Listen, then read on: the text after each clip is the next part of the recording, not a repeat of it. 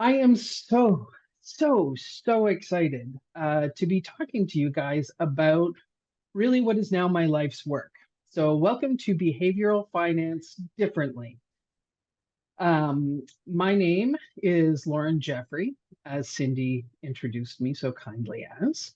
And I am a registered psychotherapist and a certified executor advisor, and I'm a certified training and development professional.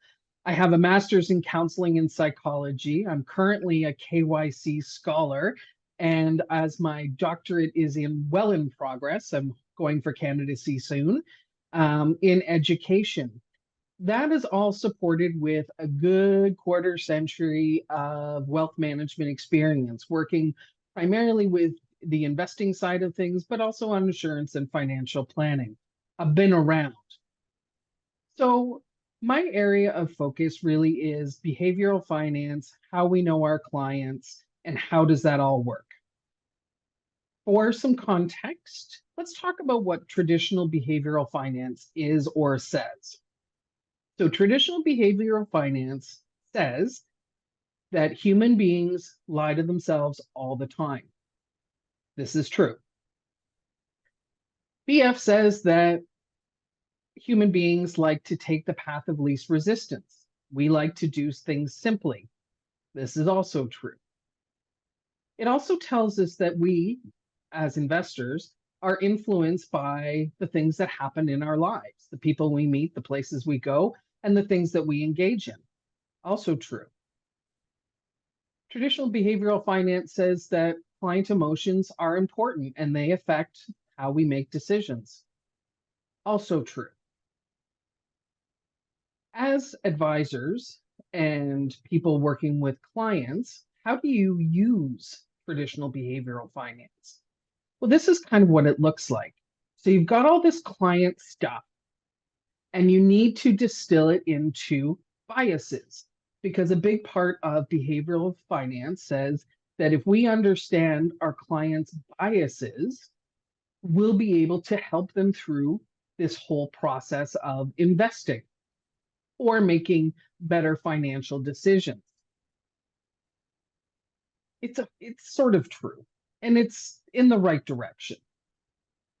But we need to realize that there's like 183 unique biases that people have at their availability, at the ready, shall we say. And when we talk about behavioral finance, we're only looking at a subset of maybe 10 of these behaviors or biases that we need to be concerned with, like loss aversion, recency bias, hindsight bias, and all of these things. So when we talk about using traditional behavioral finance, we are distilling clients' information into buckets of biases, and then we are going to work with the clients on developing their financial strategies. Well, it's kind of problematic, and this is what my research is telling me. So what I want you to do is in the chat window, and Cindy's going to help me and call out what some people's responses are. But why do you think it's problematic using the traditional behavioral finance model to understand our clients? So in the chat window, put some thoughts down. Don't be shy. I know it's first thing in the morning. You got your coffee. Why does understanding our biases before we start talking to our clients why is this a problem? We Beliefs have a change. There response. we go. Oh, you see it. Good. Well, I was just looking to make sure that get the ball rolling. It just started happening. Okay. So call them out, Cindy. I've closed the window. Yes, the beliefs will change over time. We have another response. Client blind spots, what they're either ignoring or not aware of. Yes. Comments about making presumptions, environment changes, circumstance changes, influences surrounding it. Yes, this is all really great stuff. And these are all the same questions I had. Thank you very much, Cindy. These are all the same questions I had as I started my doctoral work. So here's the problem when we try and apply bias in a very narrow or understand and work with bias in a very narrow way. As people have already identified in the group, it limits options and it applies another set of constraints. So we're already distilling something down, and that means we are potentially distorting because when we distill, we're taking essence away. And sometimes that essence is really what we're interested in. And furthermore, just because you've identified the bias in the client doesn't mean you actually know what it's going to look like and how the client is going to present it, because you don't understand the context around the bias or why they have these issues or these distortions in their thinking about investing, because you don't know in which the context it's seated in. What's going to trigger them? What's going to make this bias a problem? And then the third thing is, so great, you can identify a bias. You may even know how to know what triggers it, but do you know how to work with it? And this is really what I'm interested in my work in teaching you. So I identified a problem. And so I discovered that there really is a different way and really a better way. And actually, quite frankly, the only way. What if we met clients where they're at? We don't try and stick them into a category. We don't try and figure out what their quirks are. Let's just meet your client where they're at. Because the reality is, that's all your clients can give you. And if you don't understand where your clients are at today, remember that. I'm going to talk about where you're at soon. If we don't understand our clients in their context of today, we won't be able to help them plan for the future.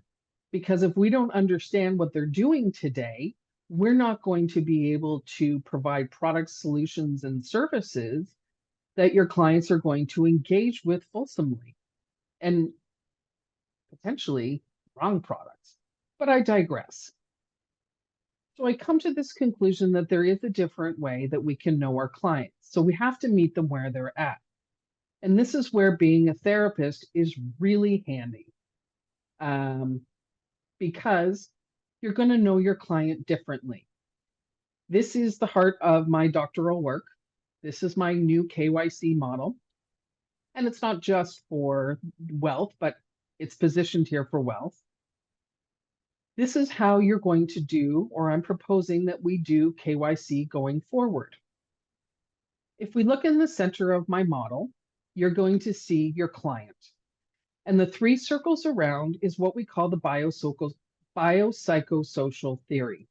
And what this theory posits is that we, as an individual, we as people, are the sum total of our biology, so the bodies that we inhabit and all of our genetic quirks, our psychology, so the lessons we've learned and how we interact with the world around us and make decisions, and our social, so these are the places we go, the people we see and hang out with. This is what informs every single individual and how they are going out into the world and they're going to interact with the world. But there's two notions of the world. So the next ring talks about an individual's personal reality. So this is everyone's own personal world, if you will.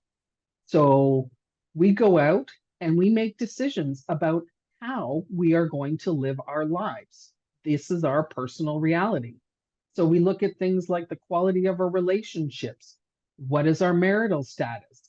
What is our gender identification? What is our dependent status? Employment, living? What do we do in our free time? What kind of education do we have or do we want? The things that live within this middle ring, this personal reality, are things that we can largely control. So these are things that are within the control of your clients. But it doesn't stop there, because we have this world at large reality. And you'll notice that it's a darker ring. So it tends to be things that we have little to no control over, like laws and regulations, market movements, politics, weather events, the economy, global health. All of these things are going to generally have a negative downward force or impact on your clients. Inflation, COVID, right? The environment, these things have a negative downward force on us. And we have, as an individual, little to no control over making changes. So when we look at our client like this,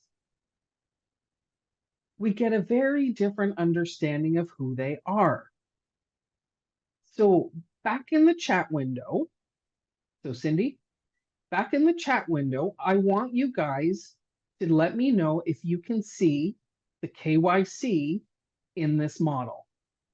Do you see how you can use this to know your clients differently?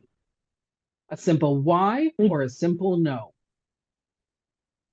Tell me what you think. Yeah, we do already have a comment how this is very practical, one in reality, and a lot of whys, a lot of yeses coming through. And I agree, big yes for me here.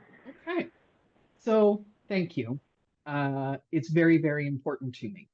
And it is important that we start looking at our clients differently. I've been doing some research for my doctorate, and we know that by like 2036, financial advisors, a big part of your job, advisors, is going to be educating your clients, providing hyper focused and specialized solutions for your clients. Your clients are going to have different realities, and we know that reality changes for everyone, and the world changes faster now. COVID's a great example of this, right? We hadn't had a pandemic. It was once a century, right? Once a century. We are now predicting that we'll have another pandemic within the next 10 years, another COVID event. And this is actually going to become the new norm. Think about how fast technology changes. Think about how fast sentiment changes with movements. If we're not understanding our clients today, we can't help them for tomorrow.